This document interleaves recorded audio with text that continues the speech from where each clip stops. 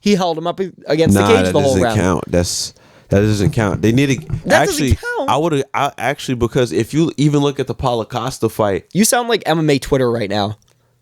That's what you sound like right now. You sound like MMA Twitter blowing a gasket when Alex Pereira lost. If you look at the Paulo Costa Sean Strickland fight, the ref gave it a 49-46 Paulo Costa, right? And he was right for that. And so if we come back, whoa. And so we come you back. You said that he was right for giving Paulo Costa that victory, 49-46 over Sean Strickland. 100%.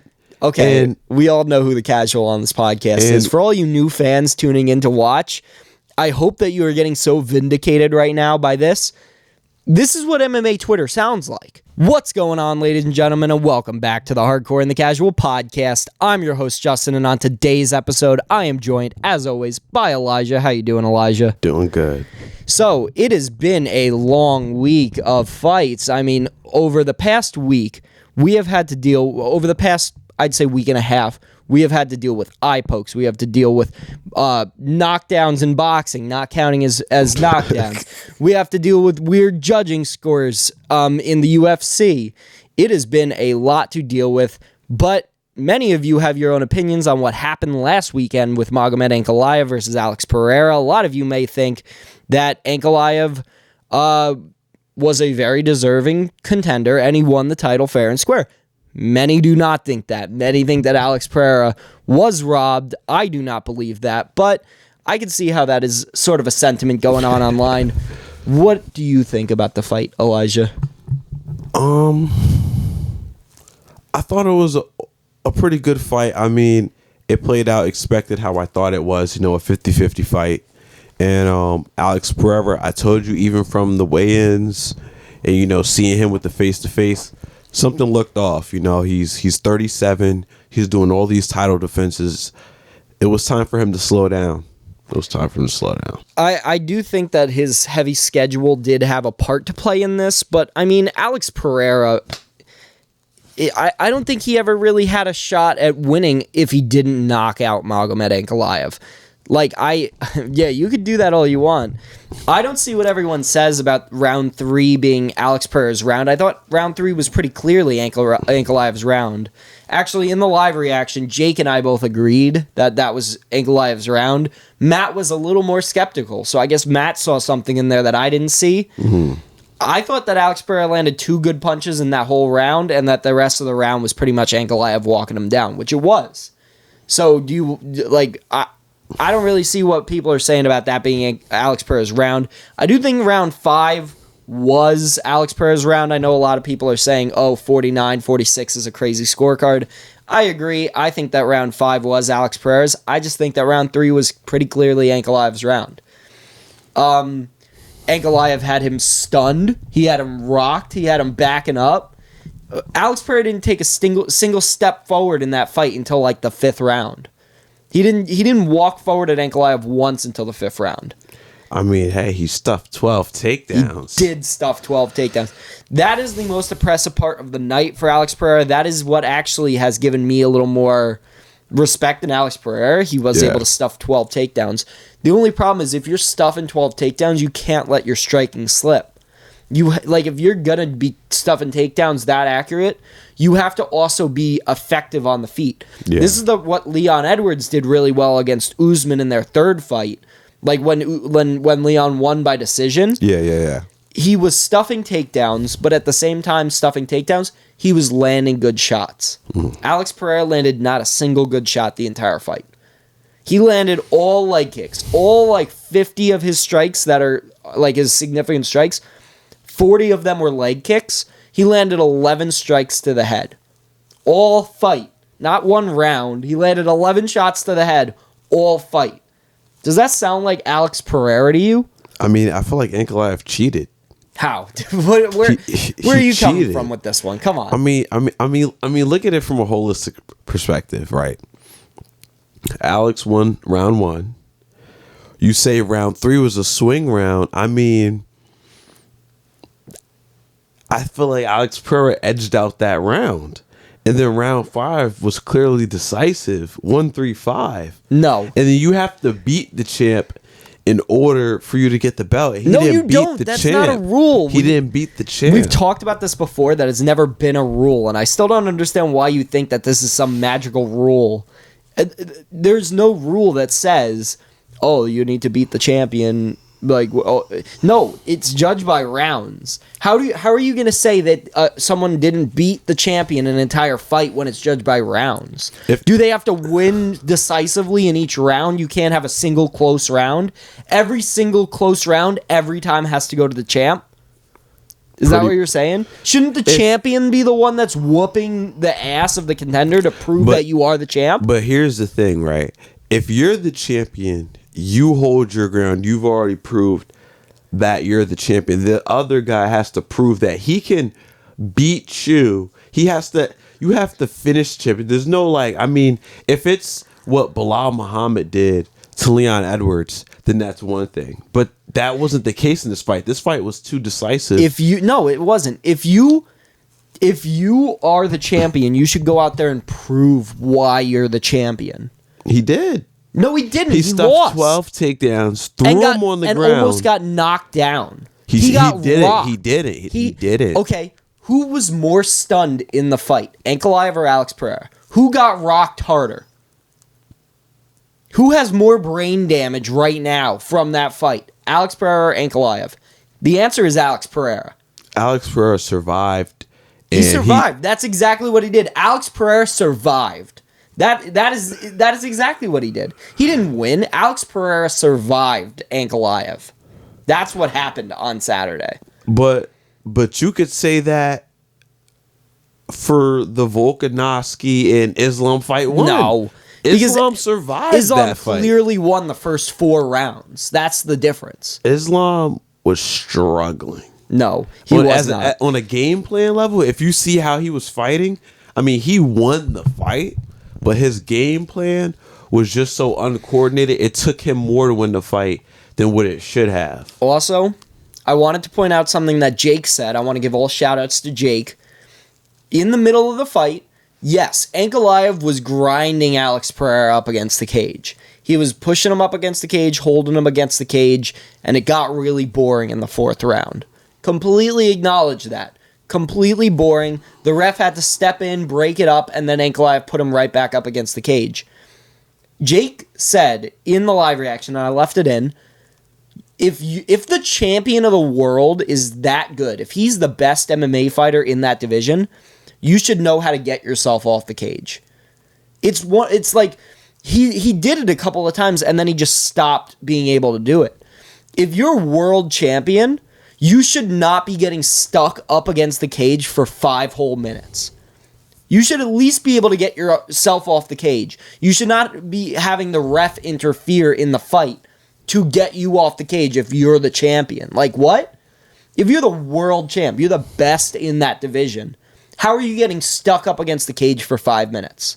I understand where you're coming from. Like, if you're the best, you should work your way off the cage by yourself. Like, prove why you're the best. Yeah. Prove that there's no position that you're weak at. Yeah.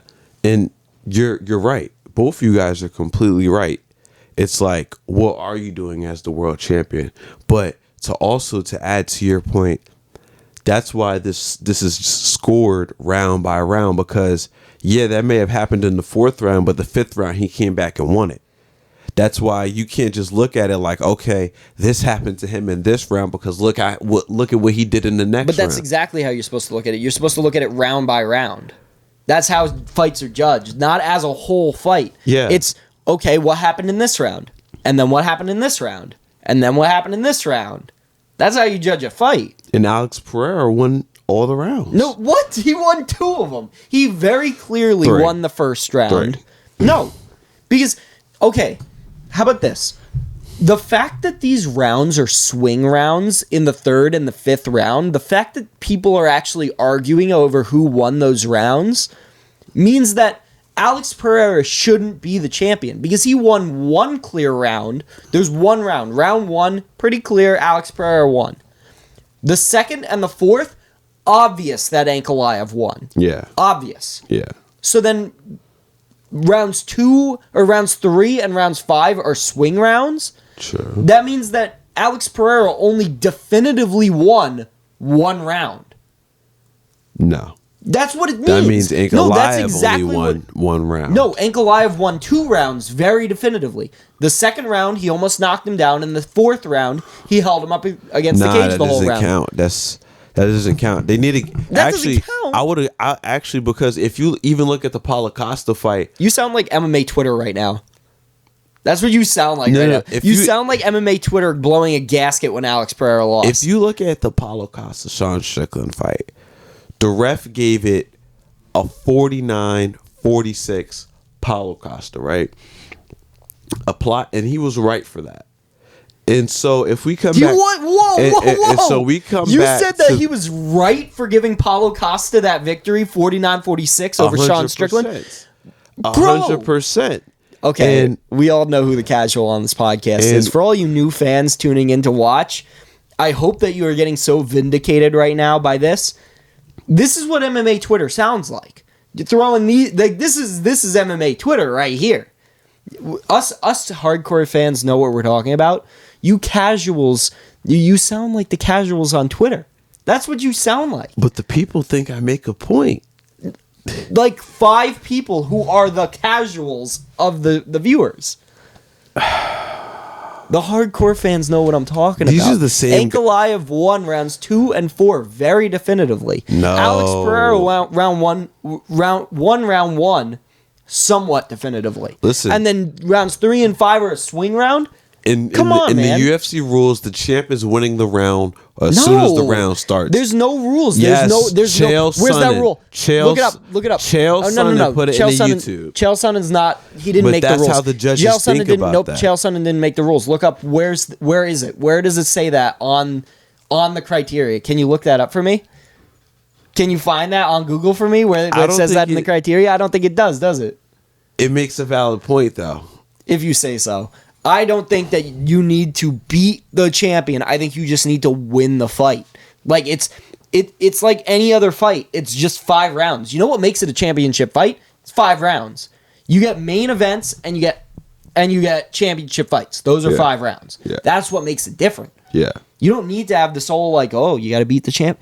No, you just got to win the fight. You got to win the fight the way you won every other fight in your career. There's no special criteria because, if anything, it should be the opposite. It should be the champ has to prove why he's still the champ. If anything, the champ should have to prove I'm still the best. This is like the Chiefs getting into the Super Bowl this year. It's like they did shitty all year, and then you're just gonna hand them the Super Bowl. Whoa! Alex Pereira didn't do bad all year, though. No, but Alex Pereira did really bad in that fight, which is what I'm talking about. That individual fight, he was doing bad. You don't just give him the fight because he's the champion. He needs to prove why he still is the champion. He doesn't just get handed it every time. You need to go out there and prove I'm still the champion. And if you're losing rounds 2 and 4 and you're splitting 3 and 5 and your only definitive win was round 1, that's just not championship material. It's not. I don't see how you could argue that that's your champion right there. Alex Pereira did more. No, he didn't. He lost.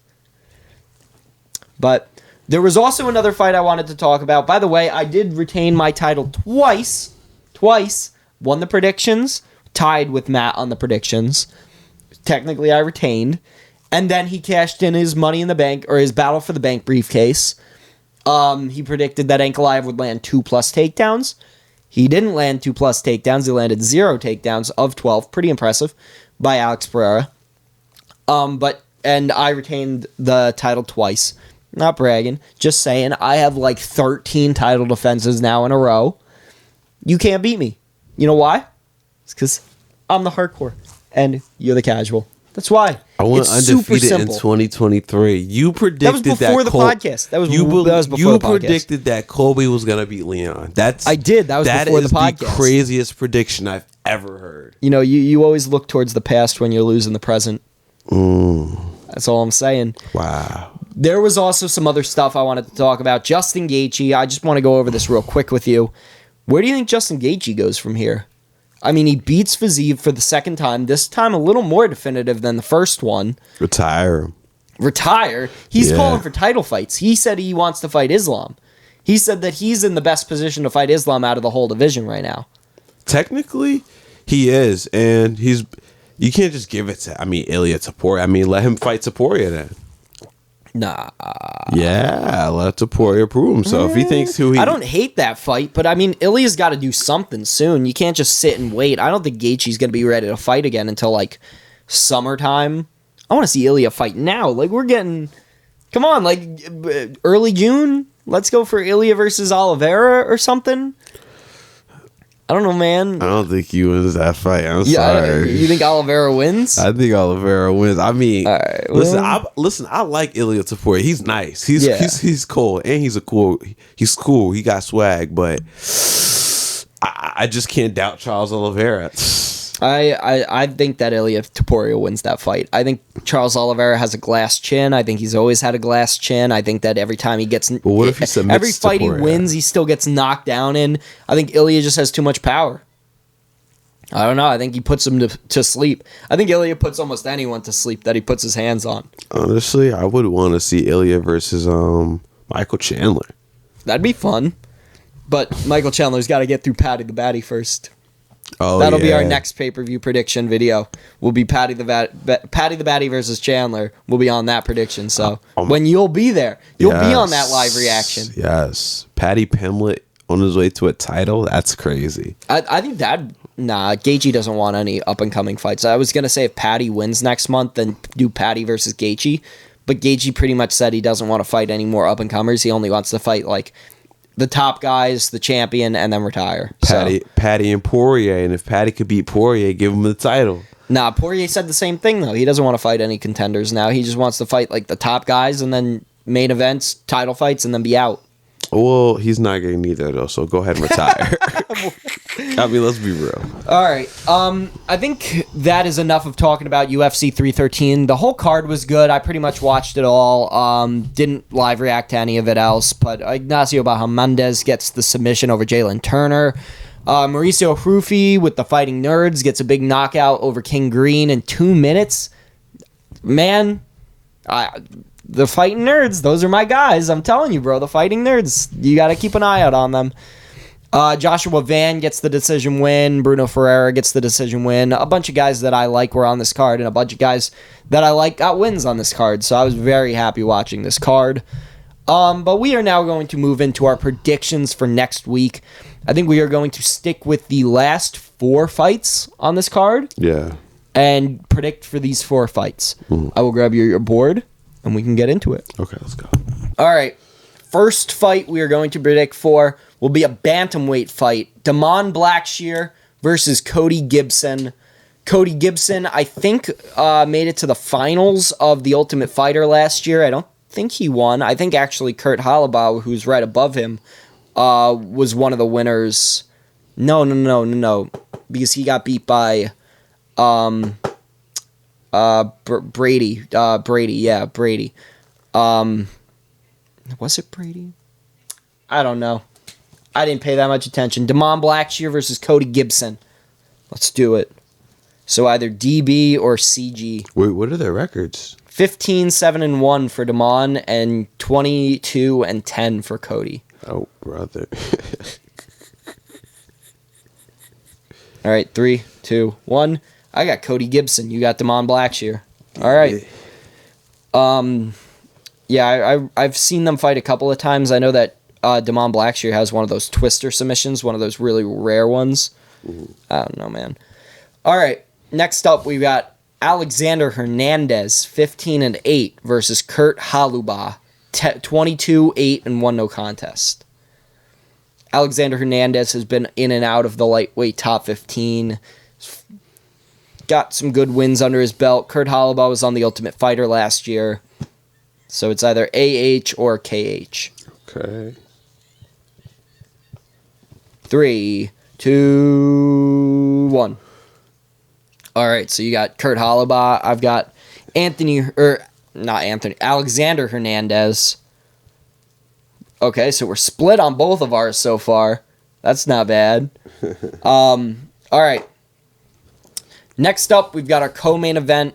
We have Chidi Bang Bang. I don't know how to pronounce his last name, but I know his nickname. So Chidi Bang Bang versus Zaleski dos Santos. He has a spinning wheel kick knockout over Sean Strickland. It was like 10 years ago, but he does have that. What are their records? So Chidi Bang Bang is 24-10. Zaleski dos Santos is 25-8-1. So they have very similar records, honestly. I think Zaleski's a little bit older. So either CN or you can just go DS dos Santos. See, 3, 2, 1. I've got Chidi Bang Bang. You've got dos Santos. Okay, we're still split. I like this. All right. And for our main event of the evening, we have Marvin Vettori coming back after I think what is now a 2-year layoff versus Roman Dolidze. I think it's only been a couple of months, like 6 months. I think he beat... I know he has a win over Kevin Holland last year. I think he might have fought one more time since then. He's 14-3, Roman Dolidze, and Marvin Vettori is 19-7-1. So, like I said, Marvin's coming off of a big layoff. He also has some really good wins in this division, though, as well as having a win over Roman Dolidze 2 years ago. So, this is a rematch of a fight Marvin Vettori has already won. So, all right, 3, 2, 1, flip. You got Roman Dolidze. Okay, I've got Marvin Vettori. New champ status. We are completely split on all of our picks for this one. I think this might be one of the few times this has ever happened where we've completely we don't have a single shared pick. Well, that's cool. That'll be good that'll be easy to remember who we both have. But yeah, Marvin Vettori. I mean, it's been a while since he's fought, but I mean, he has the experience of already beating Roman. People say that it was a close fight last time. I watched it live. I didn't think it was that close. Maybe I'll have to go rewatch it again. I don't know, man. I think Marvin Vettori has all the skills. He's been out for a while.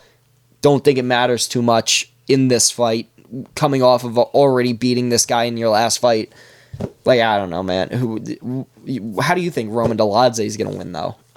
Listen, Roman Dolidze, the name has been stuck in my head for like a week and a half. It is a very cool name. Roman Dolidze. Hey, Marvin Vettori is also a pretty cool name, too. Like, yeah, Roman Dolidze is a cool name, but Marvin Vettori is cool, too. Yeah. But I don't know. We're not just going based off of the names. We've watched both of these guys fight before. Obviously, Marvin Vettori has main evented pay-per-views, and Roman Dolidze has... It's been Roman Dolidze. He's been Roman Dolidze. He has, like, one cool submission win... Or it was like a TKO win where he gets Jack Hermance's leg stuck in like a calf slicer and then just starts wet. That's pretty cool. Other than that, I haven't really seen too much out of Roman Dolidze. He has like a win over Kevin Holland because of injury, yada, yada, yada. I don't know. I don't see the hype that you see. I think you just think he has a cool name, don't you? He's cool. I think that'll be it for this week from the podcast. I don't know if we're going to do a review show next week for this. We did miss our WWE show for this week, so we might just try to go back onto schedule. Miss next week, come back to you guys after that for predictions for, I think, what is Leon versus Sean Brady. Whatever week that is, we'll do a podcast for that. If that is next week and I'm missing something, then we'll do it for next week. But we will see down the road next week. Thank you, Elijah, for coming on to the Hardcore and the Casual podcast. Thank you for having me. It's been an honor. I can't wait to have you on one of our live reactions for next time. If you guys haven't seen our UFC 313 live reactions, please go check that out. I doubt any of you haven't seen it. I'm sure most of you are coming from that video. If you want to go watch it again, please go watch it again. Give that video a like, share, and subscribe. Give this video a like and a share. Don't subscribe if you've already subscribed, because then that'll make you actually unsubscribe if you hit the subscribe button. So just make sure you're actually subscribed. It'll be white if you're subscribed. If you press the button, it'll turn white. It is red, but then if you press it, it turns white, I think. Gray? As long as you are subscribed, then we are happy. Thank you guys for watching the Hardcore and the Casual podcast. Catch us back next time. Thank you, Elijah. I've been your host, Justin. Like, share, subscribe. Peace out.